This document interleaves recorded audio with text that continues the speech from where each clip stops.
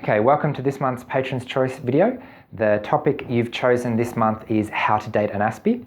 So in this video, I'll be going through the biggest mistake that so many people make. And actually this one thing is my biggest fear when dating, that other people will do this. After that, I'll be sharing 3 essential things that you should be doing in every relationship if you're not already. But before I jump into that, I thought I'd share a quick story just to set the scene. So a couple of years ago, I was traveling through Europe and I ended up couch surfing in Sweden, staying with a young woman who invited me to sleep on the couch in her lounge room for a couple of days. And when she was showing me around the house, letting me know what the rules were, she made it really, really clear and emphasized beyond belief that, just in case I didn't know, in Sweden, you never ever wear shoes in the house at any time. And I remember thinking, okay, sure, that's fair enough. I mean, that's quite common in houses in Australia as well. So, yep, that's no problem. But then she emphasized it again. I want to make sure you've got this. No shoes in the house under any circumstances. Like, okay, great, got it, no problem. So the next day I went for a walk. It was September. It was still nice and sunny. And when I got home, first thing I did was take my shoes off and leave them at the front door. Right, so I went inside and I put my slippers on instead to keep my feet warm.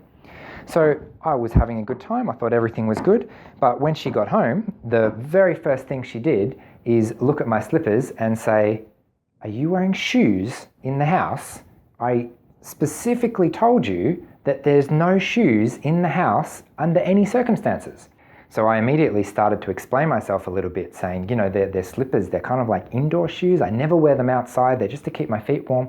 But that was completely beside the point. I'd completely misunderstood the situation, and what I had done was inappropriate in her mind for reasons I didn't quite understand and still don't really understand. So the lesson there is that these kind of little misunderstandings can happen really, really easily. And in relationships, how we deal with those everyday misunderstandings can make or break a relationship. So in this case, for example, what do you think happened because of that misunderstanding? Well, I can tell you what happened in this case. She knew I was a foreigner. She knew it was a misunderstanding. I took the slippers off. I never did it again. We were now on the same page and everything was fine. I had a good stay, we kept in touch, she visited me in Australia and we're still friends to this day. So there was no issue there because we both understood that there was a miscommunication and it was no one's fault. So that was kind of easy because I was a foreigner and I wasn't expected to already know what to do. But when I'm in my own culture, it's a lot harder to have that kind of acceptance if I accidentally do the wrong thing, because in everyone else's eyes, I should have known what to do and I didn't, therefore I'm a bad person or something like that. So this brings me to the biggest mistake that is so common that people make. It's assuming motivation behind words and actions. So if I ever say the wrong thing or do the wrong thing, or neglect to say or do something that you were expecting me to do, I often get accused of an intention that's not in the least bit true, or it being interpreted in a way that I did not expect in a million years. And I'm talking about really, really little things like, why didn't you respond to my text this week? Don't you care about me? And so when I explain myself, it sounds like I'm making excuses, right? That's not what I meant. That's not what I'm trying to say. That's not why I did that. But I'm not trying to excuse my behavior. I'm trying to help you to understand me and why I did that so that you don't get the wrong impression. So that's why this is my biggest fear in relationships, right? Because if people make assumptions about me and don't listen when I try and explain that they're not in the least bit true, then my experience is that very quickly leads to rejection and there's absolutely nothing I can do about it. So instead, and I know this is really hard to do, is I need people to be open to the possibility that maybe their assumptions are wrong, which means asking me instead of assuming and listening to my answer instead of pretending like I'm just trying to make excuses. We tend to be honest to a fault. right? So when I say something, it's because it's actually true. And when I'm not believed, it feels like there's nothing I can do about that. So I understand that it can be really hard to trust someone, especially when they're behaving in a strange way, especially when their answers don't seem to make sense in your world. So what I suggest instead is you still have to ask, you still have to listen to the answer and do your best to understand it. But instead of basing your trust on that, base your trust on past experience. So if I don't call you for a week and then I call you at the end of the week, the next time I don't call you for a week, I'm probably going to call you at the end of the week. So you can trust me based on what you know about my behavior and my patterns of behavior.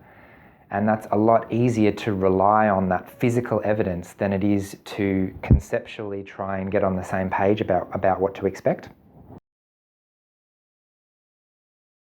Okay, so that brings me to the first absolutely essential thing that is required in every relationship with someone on the spectrum.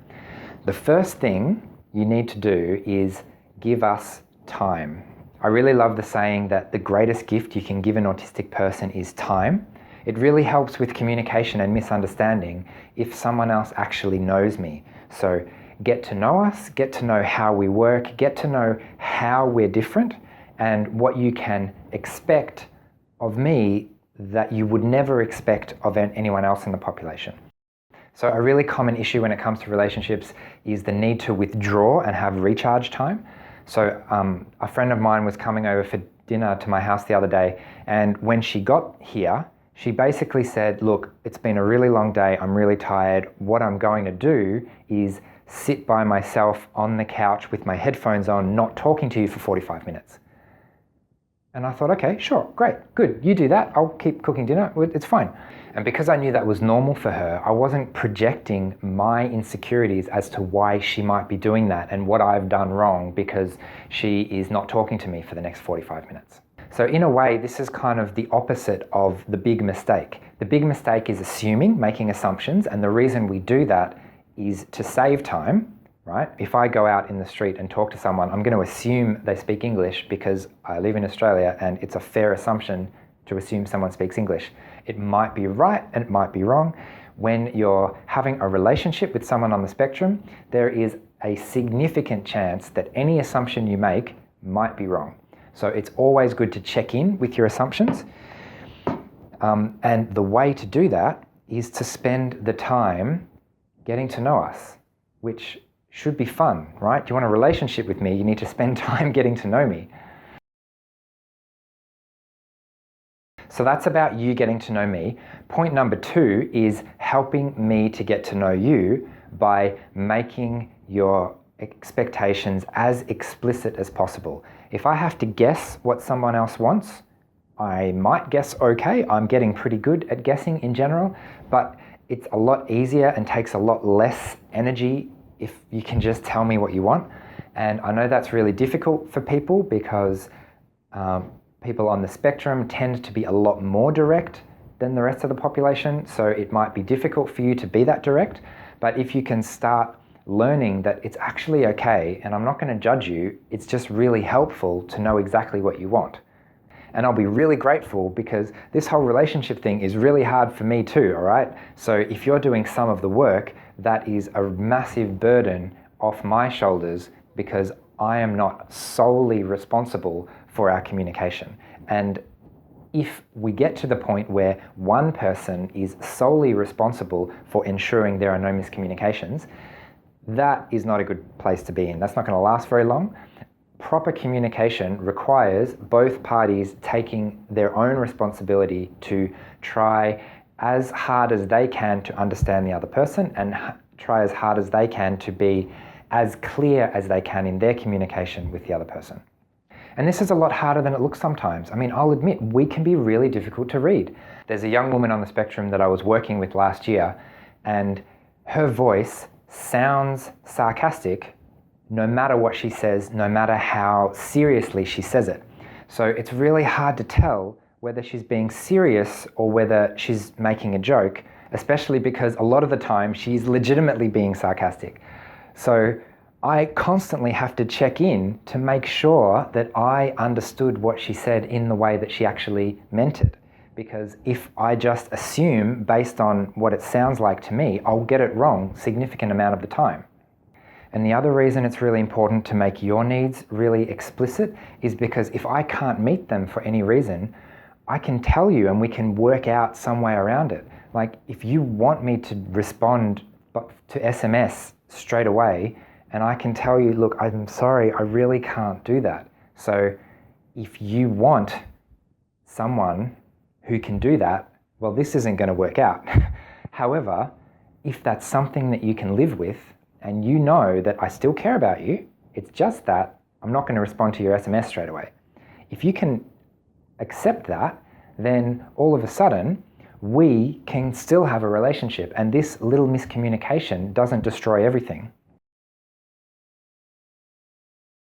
And that brings us to the third point of needing to be open to non-traditional relationships. I once had an online dating profile where I wrote, if you're looking for average, you're in the wrong place. So there are lots of things that you might assume naturally goes along with a relationship, but for whatever reason, and that small one about the texting might be one of them, maybe it just doesn't happen. If you want a traditional white wedding, that may or may not happen, right? Or maybe that does happen, and your relationship looks very traditional from the outside. Except that one of the conditions of marriage and kids and making that life work together is that you have 2 separate bedrooms because he needs his space.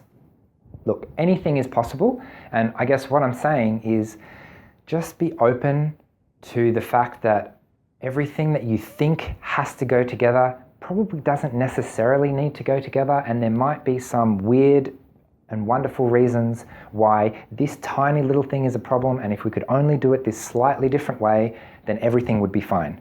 So if you're open to being surprised and letting go of some of those expectations, you could be in for one incredible relationship with an amazing Aspie, because there are so many out there who just need someone to look past the fact that they do things slightly differently. Okay, so we might leave it there for today. In summary, the biggest mistake is making assumptions about and misinterpreting behavior. And the 3 things that pretty much every relationship relies on is, firstly, giving us the time to actually get to know us properly and how we work and how we're different. Being as clear as possible in your communication of your needs and your expectations.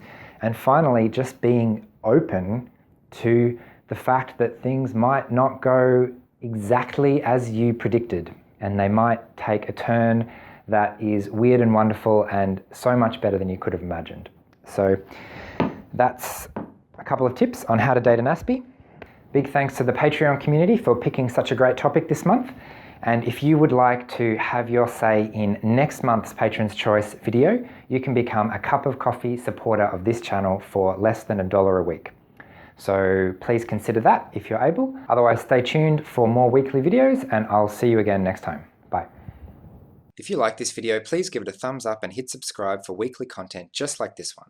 If you'd like to get even more involved, you can join the discussion on social media or support me by becoming a patron.